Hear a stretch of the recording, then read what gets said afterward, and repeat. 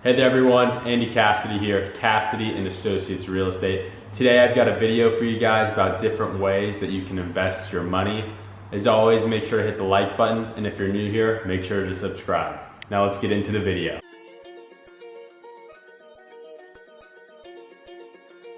Booth, stop playing with them. Before we get into the different ways on how you can invest, we need to start with the fundamentals. There's a few house chores that we need to take care of. First off, you want to make sure you have an emergency fund saved up, perhaps 3 to 6 months worth of your expenses. That way, in case anything comes up or if you lose your job, you're protected. Also, you want to be maximizing your job's retirement plan that they have for you, whether this be a 401k or an IRA. Before we get started, make sure to consult your legal and financial team, as this is just my opinion.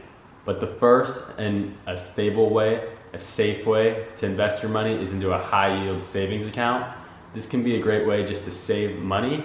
And if you're doing this, you can also just save that money to invest into different assets in the future. Now remember, with your high yield savings account, it's important to have it FDIC insured, as this is the government protecting from bank failure or theft. Each account, the FDIC insures up to $250,000.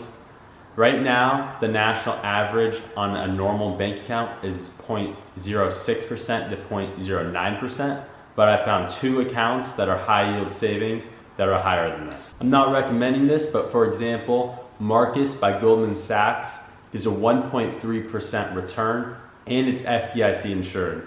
And also another benefit with it is that there's a $0 minimum balance you have to have. So you can open an account without investing any money into it right away. Not recommending this one either, but a second account is an American Express National Bank Personal Savings Account.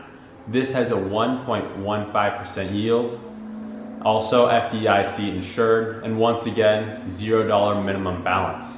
So now if we were to put $20,000 into this American Express National Bank Personal Savings Account and let it sit there for 20 years, after, it'd be worth about $31,423, excluding any fees involved. As you can see, this is a pretty dismal return for over 20 years, but if you're someone who is very scared about losing any of the money they have, this may be a good way to go for you, as it's proven over time to generally be a safe investment. Transitioning out of a high yield savings account, we're going to go into an index fund. An index fund is a type of mutual fund who tracks different market sectors. Typically, an index fund is a lot more diverse than holding a singular stock, as these index funds hold a multitude of stocks. Another benefit of index funds is they typically have less fees than managed accounts. The reason for this is that it takes less work to track an index fund than if you have someone manage a bunch of individual stocks in an account. An example of an index fund may be one that tracks the S&P 500. The S&P 500 is a culmination of the largest stocks in the United States. An example of an index fund here is if we put $25,000 into an index fund that tracks this S&P 500. If we keep it in there for 20 years, exclude any dividends or fees, we'd be left with about $96,000 at the end of this 20 years. As we can tell, this index fund had a lot higher return than the high yield savings account. A lot of this is because the index fund has a lot more risk involved rather than the high yield savings account. Make sure to always consult your financial advisor before making any financial moves. Moving on from index funds, we're going to get into a REIT. A REIT is a real estate investment trust, and what a REIT does is it gathers different investors' money, and with this money, they purchase or manage real estate with this. By law, a REIT pays out 90% of their taxable income to their shareholders. A way they can do this is through dividends. A company I've talked about in the past and I put my money into, but I don't recommend it for you guys unless you do your research and talk to your financial team, is Realty Income Corporation. Every month I get a dividend payout from this company. When researching what REIT you may want to put your money into, research what type of specialty they are in. For example, some REITs only invest into healthcare or into hotel industries.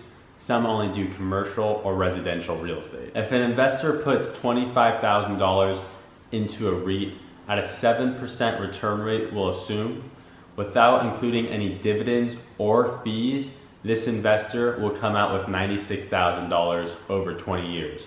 But remember, there is no guarantees for what you put your money into and how it will perform. A quick recap before I move on to residential real estate.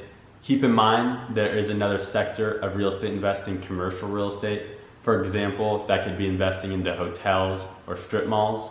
But for now, the quick recap, we have a high yield savings account which produces around 1.15% around. And keep in mind, although the return may not be high, it's traditionally proven to be a safe investment. We also have the index fund coming out with $96,000 a year, and we have the REIT coming out with $96,000 a year. And we see that this is a higher risk than the high yield savings account. The last way I'll be addressing in this video about how you could potentially invest your money is through renting out residential real estate.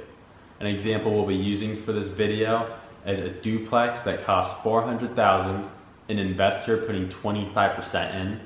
Their mortgage with a 3.5% interest rate would come out to $1,347 a month. We will go ahead and add another $400 a month for the property tax.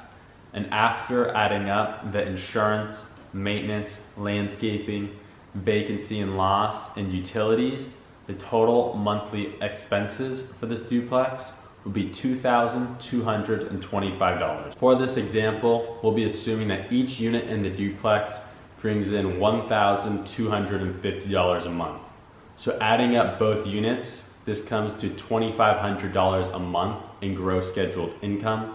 Subtracting this $2,500 from our expenses of $2,225, we're left with the positive cash flow of $275 a month. Not only would the investor be getting this positive cash flow each month, but they would also be building up their equity into their property and determining on when the buyer purchases it and how much it appreciates, the property will most likely sell for more than when the investor bought it. Also, this investment property can have great tax benefits. This investor should talk to their CPA and their financial team to see which tax benefits can work for them. As demonstrated, real estate can be a great way to significantly increase your net worth. As always, check with your legal and financial team before you make any financial investments. We've gone over high yield savings account, index funds, REITs, and residential real estate. Let me know if you guys want to see another video covering different ways you can invest your money. Make sure to subscribe, like the video. New videos coming out on Tuesdays and Saturdays.